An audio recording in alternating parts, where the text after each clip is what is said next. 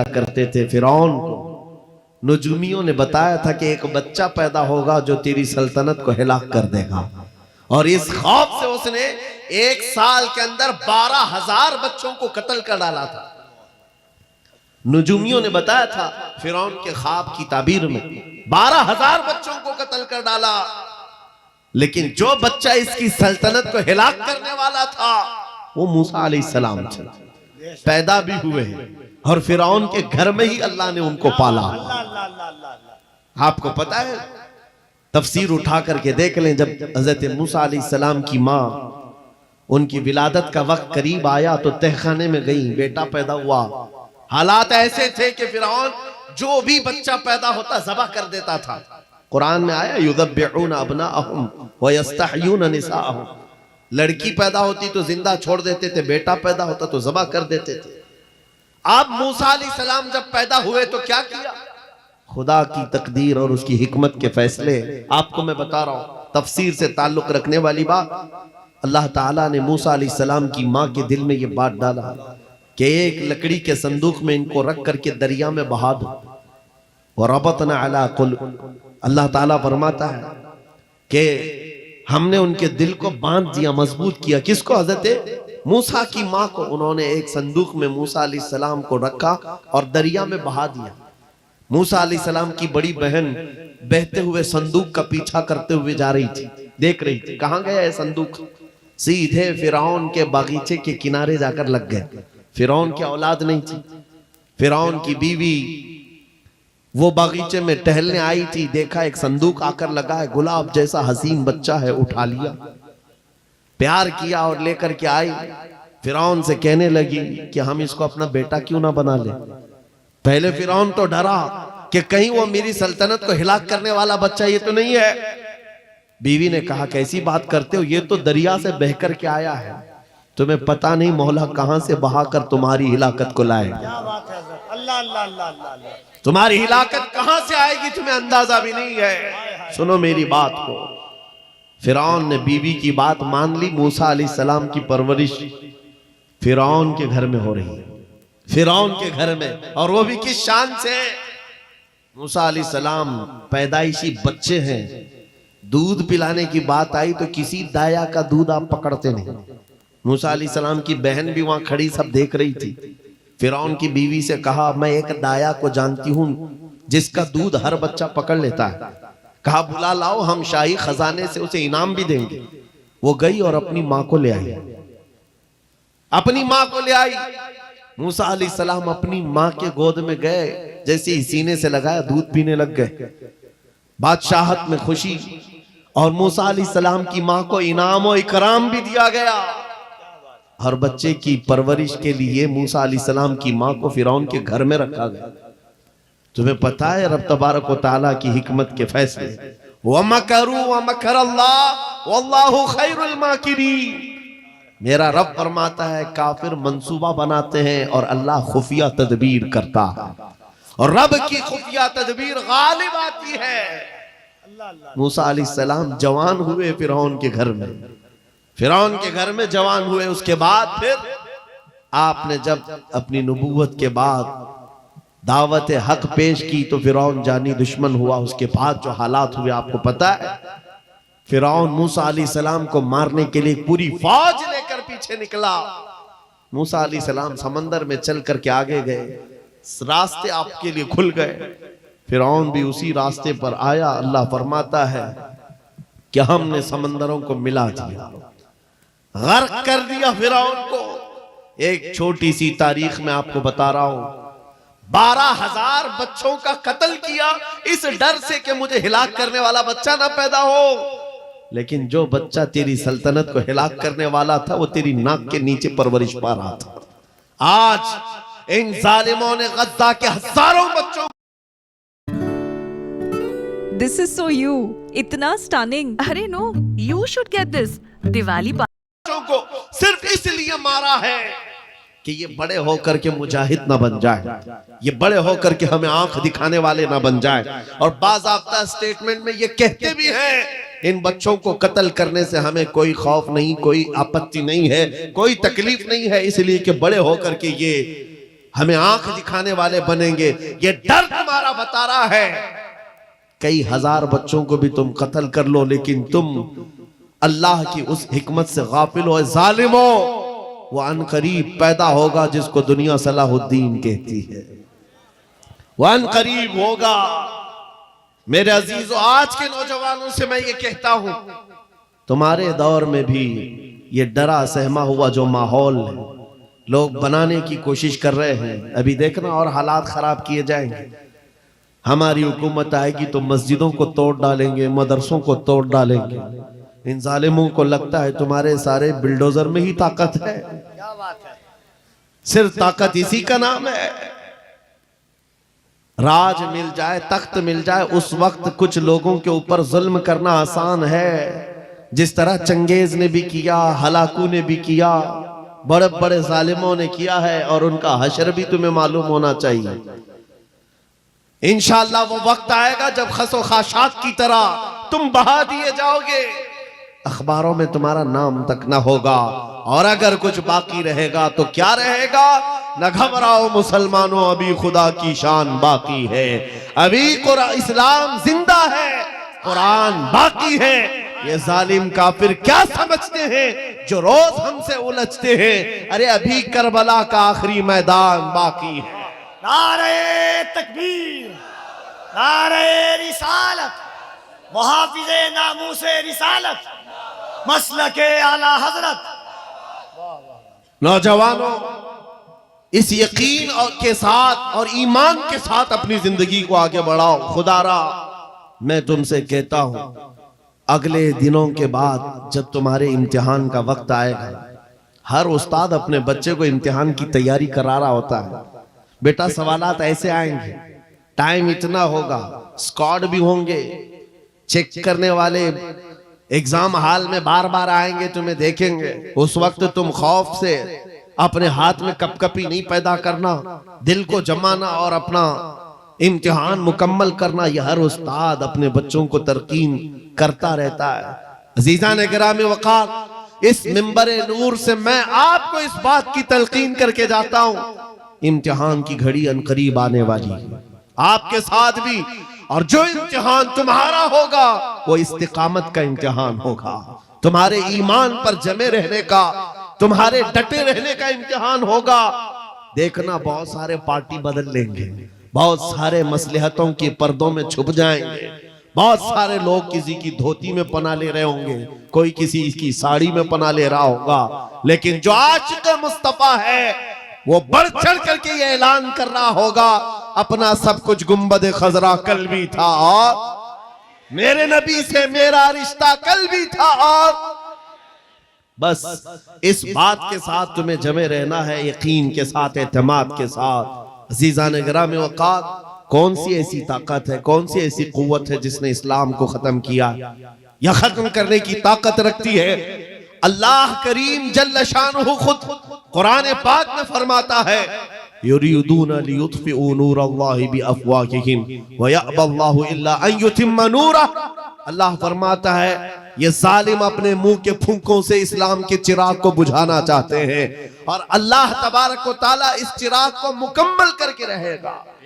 दीन इस्लाम, अभी आप सुन रहे थे, इस्लाम था, इस्लाम है, इसके साथ कुछ नहीं होना है, आपका इम्तिहान होना है।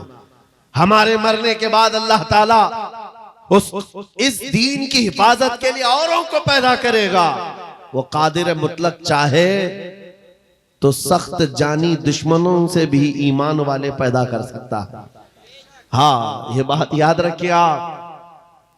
ततारी जिन्होंने बगदाद को हिलाक करके रखा था, रब तबारक व तआला ने उन्हीं के सीनों में ईमान की दौलत दी और वो मुहाफिज़े इस्लाम बन गए। हमारे दौर में भी जितने आतंक मचा रहे हैं, कल इनके बच्चे ये नारा लगाएंगे, इस्लाम था, इस्लाम है, इस्लाम रहेगा। हाँ, जितने आतंकवादी हैं सब नारा लगाएंगे इंशाअल्लाह। आप इंतजार करें इस बात का, लेकिन तुम अपने इम्तिहान में जमे रहो, डटे रहो। अगर तुमने नबी पाक सल्लल्लाहु अलैहि वसल्लम के इस दीन के साथ, इस शरीयत के साथ नाइंसाफी की, तो कल मेरे आका को क्या जवाब दोगे? कल मैदान क़यामत में तुम्हें खड़े होना है। हुजूर पाक सल्लल्लाहु तआला अलैहि वसल्लम की बारगाह में जवाब देना है। अगर मेरे आका ने पूछ लिया कि जिस वक्त मेरी शरीयत पर हमले हो रहे थे, जिस वक्त मेरे दीन को कुत्ते नोचने की कोशिश कर रहे थे, ऐ नौजवान बता तू मेरी सुन्नतों के साथ कितना अमल कर रहा था, तुम क्या जवाब दोगे? आका मैं आपकी दाढ़ियां निकाल करके गटर नालियों में फेंकता था, मैं यहूदियों और ईसाइयों के तरीकों पर चलता था, क्या तुम नबी पाक को ये जवाब दोगे? आका रात भर में गाने सुन करके सोता था, सुबह फजर की नमाज कज़ा करता था, ये जवाब दोगे? क्या जवाब दो? What's up guys, Sanjyot Keer here, welcome to YFL। आज एक मेजर YFL स्टूडियो अपडेट है आप सभी के लिए and this is going to be a surprise for my wife। दोगे? आपके पास अगर जवाब नहीं देने की ताकत है तो आज ही बदल डालो, जिंदगी बदल डालो, आज इनकलाब ले आओ। देखना मैं अक्सर ये बातें कहता हूं ना, मैं चाकू छुरी की बात करता हूं, ये तो शायर लोग तलवार उठाने की भी बात करते हैं। हाँ ये कहते भी हैं समझौता नहीं होगा तलवार उठ जाएगी, मैं तो तलवार की भी बात नहीं करता। अरे प्लास्टिक का ब्लेड भी रख लो तो कल को हमको ये आतंकवादी घोषित कर दे। बम बारूद बंदूक किसी चीज की बात नहीं करता, सिर्फ इतनी बात करता हूं नबी पाक के इश्क में मलबूस होकर तुम सिर्फ रास्तों में चलते फिरते रहोगे, तुम्हारी चलत फिरत से कई कीड़े यूं ही मर जाएंगे। हक है, वाह वाह, बहुत खूब। हुजूर पाक की सुन्नतों में वो दम है, वो असर है, तुम्हारी चलत फिरत से कई कीड़े फना हो जाए। बात सिर्फ इतनी है, दीवार क्या गिरी मेरे खस्ता मकान की, लोगों ने आने जाने का रास्ता बना लिया। होता यही है, कोई पुराना घर गिर जाए ना, लोग इधर से उधर आने का रास्ता बना लेते हैं। आज हमारी जमात के अंदर इंतशार हुआ, नौजवानों में आवारगी आ गई तो हर कुत्ता हमको ही टारगेट करने लग गया, हर कुत्ता हमें ही भौंकने लग गया। मेरे अजीजों, शिद्दत से आज उस सलाहुद्दीन अय्यूबी की बात याद आती है। क्या आपको पता है उनका दौर ऐसा है कि यहूदी माएँ ईसाई माएँ अपने बच्चों को थपकियां देकर सुलाती थी, कहती बेटा सो जा नहीं तो सलाहुद्दीन आ जाएगा। हालांकि जुल्म से कोई तख्त नहीं बिछाया था, सुन्नते मुस्तफा का रौब ऐसा कायम था, हुजूर के इश्क का रौब कायम था, जिसकी वजह से पूरी दुनिया में उनकी तूती बोलती थी। आज करोड़ों की तादाद में है, करोड़ों की तादाद में जालिम हमें आंख दिखा रहे हैं, हमारे बच्चों का कत्ले आम, हमारी औरतों की इज्जतें नीलाम, हमारी गर्दनों पर राज, और बगैर किसी खौफ के शायर इस्लाम पर भौंकना आज की आदत सी बन गई। नौजवानों, तुम्हारे अंदर अगर ज़मीर बेदार है, गैरत मौजूद है, तो अपने आप को बदल डालो। जवाब देने का एक वक्त आएगा, इंशाअल्लाह वक्त आएगा जवाब देने का, लेकिन पहले मैं आपसे सिर्फ इतनी इल्तिमास करता हूं कि अपने आप को बदल लो। कल को हमारे पास फख्र होगा, फख्र के साथ किसी मैदान में उतरेंगे, वो तुम्हारे होलियों को ऊपर से नीचे देखते रहे और पूछते रहे ये कौन सी मखलूक है, ये कहां से आई हुई जमात है, तो हम सीना तान करके कहेंगे ये मोहम्मद अरबी के शेरों की जमात है। वक्त आज क्या हम दिखाएं लोगों को? गुटखा खाने वाले लोग दिखाएंगे। अल्लाह अकबर, अल्लाह। हम नौजवानों को बालियां पहने हुए, हाथों में चूड़ियां पहने हुए, चोटियां डाले हुए, जीन्स फटी हुई, अल्लाह अल्लाह, और बालों में दाढ़ियों में डिजाइन किए हुए ये नौजवान ला करके हम खड़ा करेंगे। मेरे अजीजों, दुनिया के ऊपर अगर हैबत तारी होती है तो सिर्फ आशिकाने मुस्तफा से होती है, हुजूर के गुलामों से होती है। आज से 3 साल पहले पैरों से माजूर एक खादिम हुसैन ललकारता था, है हक है, वाह व्हील चेयर पर बैठ करके ललकारता था। अरे सफेद दाढ़ी हो चुकी, उम्र काफी है, सफेद दाढ़ी, पैरों में माजूरी, लेकिन पूरी दुनिया में ऐसी हैबत तारी कि यूरोप की जमीन भी हिलती नजर आए। हॉलैंड की पार्लियामेंट में बाज़ाब्ता उनको लेकर कहा जाए ये आदमी मोस्ट डेंजरस है, बहुत ज्यादा डेंजर है। हम सोचते हैं ये तो पैरों से माजूर सफेद दाढ़ी वाला व्हील चेयर पर बैठा हुआ, तुम्हारे लिए कैसे डेंजर हो गया? तुम्हारे पास तो बहुत बड़े बड़े मिसाइल, एटम बम है, सब कुछ है। पता ये चला कि रब तबारक व तआला जो है वह डालता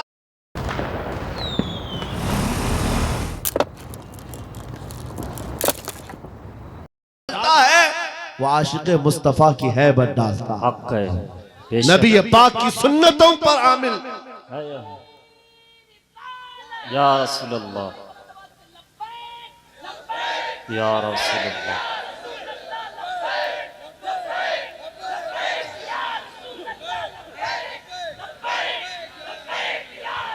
सैयदना उमर इब्ने खत्ताब रदी अल्लाह ताला अन्हु का दौर है। सहाबा इकराम एक इलाके को फतह करते हैं। वहां का जो गवर्नर था, वहां का जो सुल्तान था, वो गिरफ्तार हो गया। दूसरे मजहब से ताल्लुक रखता था और उसने तलवार उठाई थी, इनके खिलाफ कैद हो गया। लेकिन जब कैद होकर के आया तो जाहिर सी बात है, हमारे खिलाफ तलवार उठाए थे, अब फंसे हो तो मार खाओगे, अब तुम्हारी मौत होगी। लेकिन मुजाहिदीन इस्लाम थे, हजरत उमर के पास पेश किया, कहा कि इसका क्या करना है? कहा अगर वो इस्लाम में आता है तो उसकी जान बख्श दी जाए। उस बादशाह से कहा गया कि तू अगर ईमान ले आता है तो तुझे तेरी जान भी वापस और तेरा मुल्क और तेरी सल्तनत भी तुझे लौटा दी जाए, तू ही बादशाह, तू ही गवर्नर है। उसने कहा मेरा दीन इतना आसान नहीं है कि मैं बादशाहत लेने के लिए अपना ईमान छोड़ दूं, नहीं हो सकता, नहीं हो सकता। जान से मारने की बात थी। उसने कहा मैं अपना धर्म नहीं बदल सकता। फिर उसके बाद साहबा ने कहा हजरत अमीरुल मोमिनीन से इसका क्या किया जाए?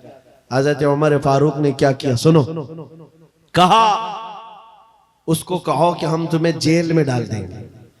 उस बादशाह से कहा गया तो उसने कहा मंजूर है मुझे जेल, लेकिन मैं अपना धर्म नहीं बदल सकता, दीन नहीं बदलूंगा। हजरत उमर ने कहा जेल में डाल दो, और 10 सहाबा को भी उसके साथ जेल में डाल दिया। इनका कोई कसूर नहीं था। 10 सहाबा जवान थे। नौजवानों तवज्जो से सुनो, उस कट्टर दिल बादशाह के साथ जेल में डाल दिया। वो नौजवान सहाबा जेल में थे। उनके वक्त, उनके औकात की पाबंदी, सुबह दोपहर शाम वो अपनी नमाजों के पाबंद, कुरान की तिलावत, नबी पाक सल्लल्लाहु अलैहि वसल्लम की मोहब्बतों वाली सुन्नतें। 8 दिन नहीं गुजरे थे, वो बादशाह इन नौजवानों को बार बार देखता था। पलट करके उसने कहा तुम्हारे अमीरुल मोमिनीन से मुझे मिलना है। पैगाम पहुंचाया गया हजरत उमर के पास। कहा लाओ उसको। पेश किया गया बादशाह को, जेल के बाहर ला करके हजरत उमर के पास। कहा क्या कहना चाहते हो? कहा ईमान लाना चाहता हूं, हक है ईमान लाना चाहता हूं। कहा हमने तो इससे कबल तुम्हारे सामने पेशकश रखी थी, क्यों नहीं लाए? उस वक्त तो तुम्हारी सल्तनत भी तुम्हें वापस करने की बात की गई थी, तब भी नहीं लाए। जेल में डालने की बात की गई, तब भी नहीं लाए। वो बादशाह कहता है इस तरह से अगर आप 25 साल भी मुझे जेल में डालते तब भी मैं नहीं बदलता। हक है मुझे ये सख्तियों ने नहीं बदला, आपके इन 10 जवानों ने मेरा दिल बदला। है हक है। वाह वाह। इनके अखलाक और किरदार मैंने देखा, फिर मेरा दिल गवाही देने लगा ये झूठों की जमात नहीं हो सकती। और मैंने इनकी सुबह देखी, इनकी शामें देखी, इनका उठना बैठना, इनकी नमाज, इनकी इबादतें, इनका गिड़गिड़ाना, ये सब देख करके जवानों में मेरा दिल पसीज गया। और फिर दिल ने पुकार करके कहा गुलामों का जब यह हाल है तो फिर आका का हाल क्या हक है। वाह वाह बहुत खूब। चीज़ाने गिरामी वक़ार बदल सकते हो, आज भी बदल सकते हो कि अगर तुम्हारे अखलाक, तुम्हारा ईमान मजबूत हो जाए, पत्थर दिलों को भी बदल सकते हो। बस बात इतनी है कि अमल के मैदान में तुम्हें आना है, उनके दिलों को बदलना मेरे मौला की शान है, रब तबारक व तआला की शान है। बड़े बड़े जलसे कर लिया, रात पूरी जाग लिया, लेकिन तुम्हारे अखलाक नहीं संवर सके तो ये फजूल हो जाएगा, कोई काम के नहीं। अगर सिर्फ दिखावे के लिए फॉर्मेलिटी अदा करना है तो हमें जलसों में बुलाओ भी मत। हम इस काम के लोग नहीं हैं, हम इस मैदान के लोग नहीं हैं। नहीं, हमारा ये पेशा है कि आपके पास आया, तकरीर किया और कुछ पैसे लेकर चला गया, अपनी कमाई किया। अलायाज़ु बिल्लाह कभी नहीं, सिर्फ एक दर्द लेकर के चलते हैं कि हमारी जमात में से वो नौजवान किस दिन उठेगा जो इकबाल का जवान था। सुना है कुदसियों से मैंने कि वो शेर फिर होशियार होगा। बस यही दर्द लेकर आप तक, बल्कि बंगाल की खाड़ियों में, बिहार की झाड़ियों में, हर जगह पर सफर इसलिए कर रहे हैं कि कहीं ना कहीं मेरे मौला करीम ने फजल फरमाया और रहम फरमाया उम्मत मुस्तफा पर। हमारा जवान बेदार हो जाएगा, इन गानों को ये लात मारेगा, ये सारे मुजरे करने वाले अखलाक को। There are so many I'd like to thank, but first I'd like to thank me. अपनी धुन पे चलने के लिए, अपना रास्ता अपने आप बनाने के लिए, वक्त से पहले आगे बढ़ने के लिए। ठोकर मारेगा और खड़ा होकर दुनिया को बताएगा मेरे नबी से मुझे इतना प्यार है कि तुम अगर नंगे रहने पर फख्र कर सकते हो तो मैं मेरे मुस्तफ़ा की सुन्नतों पर फख्र करूंगा। बेशक सुभान। अगर तुम्हें चोटी रखने पर शर्म नहीं आती तो मुझे दाढ़ी रखने में क्यों शर्म आए? हकीकत बोल रहा हूं या नहीं? अरे लोग आज तो चड्डी पहन करके निकल रहे हैं, उनको कोई शर्म या उनको कोई हिकारत से नहीं देखता, बल्कि फैशन कहलाया जा रहा है। तुम्हें अगर अपने मुस्तफ़ा करीम से मोहब्बत है, जैसे कि कहते हो जान भी दे देंगे, माल भी दे देंगे, उनके कदमों पर कुर्बान भी हो जाएंगे। जान बाद में देना, गर्दन बाद में देना, पहले अपने अंदर मौजूद खराबियों की कुर्बानी दे दो। अपनी जिंदगियों में मौजूद इन तमाम वाहियात को खत्म करो, आ जाओ मेरे मुस्तफ़ा के गुलाम बन जाओ। बेशक। एक सवाल करता हूं, दिल पर हाथ रख करके और यकीन के साथ मुझे बताओ, अगर कोई तुम्हें हुजूर का गुलाम कहे तो बुरा लगेगा? किसी को बुरा लगेगा? बल्कि मैं तो ये कहता हूं, दुनिया मुझे हुजूर के दरबार का कुत्ता कहकर पुकारे, मेरी जिंदगी की मेराज। बेशक। हमारी सआदत है, हुजूर के दरबार का कुत्ता कहलाना भी हमारे लिए फख्र है। आपको अगर कोई गुलाम कहता है तो एतराज है आपको बुरा लगेगा? बल्कि हुजूर का गुलाम होना ये सबसे बड़ा शरफ है, हक है, सबसे बड़ी सआदत है। बेशक। तो जब आपको दुनिया कोई हुजूर का गुलाम कहे तो बुरा नहीं लगता, तो अमल करने में बुरा क्यों लगता है? पूरे के पूरे गुलाम बन जाओ हुजूर अकरम सल्लल्लाहु तआला अलैहि वसल्लम ने। नहीं, आप झूठ बोलते हैं। कुछ लोगों की बात कर रहा हूं, हुजूर का गुलाम कहने में बुरा नहीं लगता, टोपी रखने में बुरा लगता है, दाढ़ी रखने में बुरा लगता है, फिर झूठ क्यों बोल रहे हो? हुजूर के गुलाम कहलाने में बुरा नहीं लगता, लेकिन अमल से बार बार दिखाते हो कि नहीं, पसंद नहीं है तुम्हें, पसंद नहीं है।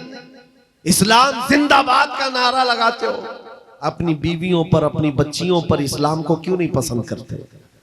इनके दुपट्टे कहां चले जाते हैं? इनको आवारा क्यों छोड़कर रखा है? इनको जिस तरह बेपर्दगी के साथ घुमाते हो और खुशियों से देखते हो, शादी महल में जाकर देखे वहां तो हालात ही बदले हुए हैं, इस्लाम दिखता ही नहीं। तो इस्लाम जिंदाबाद का नारा सिर्फ ये जुबानी है? अपने घरों से तब्दीली ले आओ, बेशक। इनकलाब तुम्हारे घरों से आएगा। आज तुम दिल महसूस करके बैठे हुए हो कि बड़े बड़े तख्त पर बैठे हुए कुत्ते हमारे लिए भौंक रहे हैं, इस्लाम को मिटाएंगे, मदरसों को मिटाएंगे, मस्जिदों को मिटाएंगे, बुरा लगता है। और उसके बदले में तुम चाहते हो उनका जवाब देने वाला कोई चाहिए। बार बार हमारी मेंबरों से हम उनका जवाब देते रहे। ऐ नौजवानों, जवाब तुम अपने अमल से दो। एक मस्जिद का मीनार क्या गिरता है, हर घर मस्जिद बनना चाहिए, हर घर मस्जिद बन जाए। काश तुम्हारे घरों से अजाने हो, तुम्हारे घरों को मुसल्ला बना दिया जाए। एक बात याद रखो, दुनिया थक जाएगी, एक वक्त आएगा थक जाएगी। कल को देखना इजराइल भी थक चुका होगा मार मार करके। अब आएंगे वो युद्ध विराम करने के लिए कि हम समझौता करेंगे, बस खत्म हो गया। जितने ताकत थी झोंक दिया, मार मार करके थक जाएगी दुनिया। लेकिन हमारी शरीयत का, हमारे दीन का एक मिजाज है कितने गाजी मारोगे, हर घर से गाजी निकले। बेशक हक है। तुम एक चिराग गुल करोगे, मौला 100 चिराग रोशन करेगा। ये सिलसिला चलता रहेगा। यहां पर भी तुम खौफजदा ना रहो, डर के माहौल में ना जियो। बस मैं तुम्हें ये बात कहने के लिए आया हूं, अगर नबी के गुलाम हो तो पूरी गुलामी करो, पूरी गुलामी करो, फख्र के साथ करो, अपनी दाढ़ियों के साथ, अपनी शनाख्त के साथ, अपनी आइडेंटिटी के साथ। आपको क्या लगता है कि कोई हमें नौकरी से निकाल देगा, कोई हमें रिस्क नहीं देगा? माज़अल्लाह रज़्ज़ाक़ ये लोग नहीं, रज़्ज़ाक़ मेरा रब है, हक है। अल्लाह मेरा रज़्ज़ाक़ है। एक छोटी सी कम्युनिटी ने अपनी पहचान बना ली पंजाबियों ने, और वो अपनी आइडेंटिटी को लेकर के चलने लगे और दुनिया पर उन्होंने छाप छोड़ा कि हम जहां रहेंगे अपनी शनाख्त के साथ रहेंगे, समझौता नहीं करेंगे। दुनिया उनको एक्सेप्शन देने लग गई कि हाँ ठीक है, तुम इसके साथ ही जियो। ऐ मोमिनो, तुमने खुद छोड़ दिया अपनी चीजों को। काश उस सहाबी रसूल की बात मैं तुम्हें बताऊं। हजरत नौमान एक सहाबी, एक बादशाह के पास उनको बुलाया गया था, हुजूर के तर्जुमान। Got it?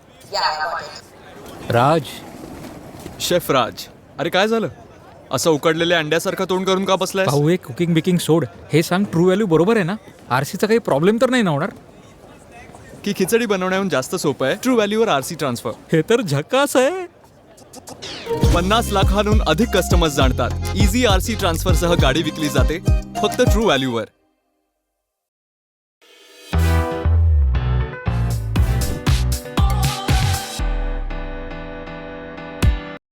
बन करके गए थे, और जब उस बादशाह के पास आए, काफिर बादशाह था, एक सहाबी की बात, उसने कालीन बिछाया, और कैसा कालीन था? रेशम का कालीन था। रेशम का कालीन, बहुत महंगा कालीन, और जो कुर्सी बिछाया वो सोने की कलाई की हुई कुर्सी थी।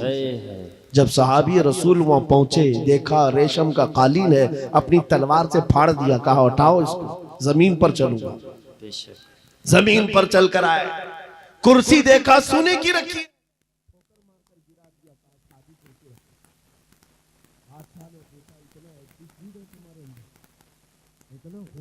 बात का तुम्हारी इज्जत के लिए ये रेशम का कालीन बिछाया, सोने की कलाई की हुई कुर्सी रखा।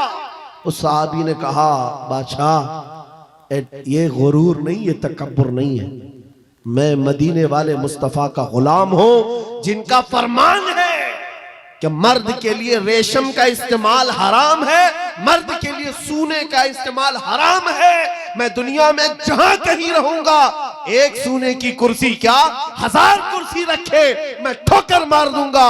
अपना सब कुछ गुंबद खजरा, मेरे नबी से मेरा रिश्ता। उन सहाबा का ये ऐलान था, उनका ये ऐलान था, जहां रहेंगे हम अपनी आइडेंटिटी के साथ रहेंगे। ये नहीं कि तुम जालिमों के बीच में बैठ गए, शराब का दौर चल रहा है, तुम भी उठाए पी लिए, दोस्ती में तुम भटक गए, औबाश अय्याश नौजवानों की दोस्ती में तुमने वहां पर चरस गांजे भी ले लिए, तुम्हें उस वक्त नबी पाक का ख्याल नहीं आया, हुजूर पाक सल्लल्लाहु अलैहि वसल्लम की निस्बत का ख्याल नहीं आया। एनी टाइम हर जगह पर तुम अपने नबी से जुड़े हुए हो। आज ये अहद करके उठो, जिंदगी के जिस शोबे में भी जाऊंगा मैं मदीने वाले आका का गुलाम बन करके जीऊंगा। ये अहद करेंगे इंशाअल्लाह।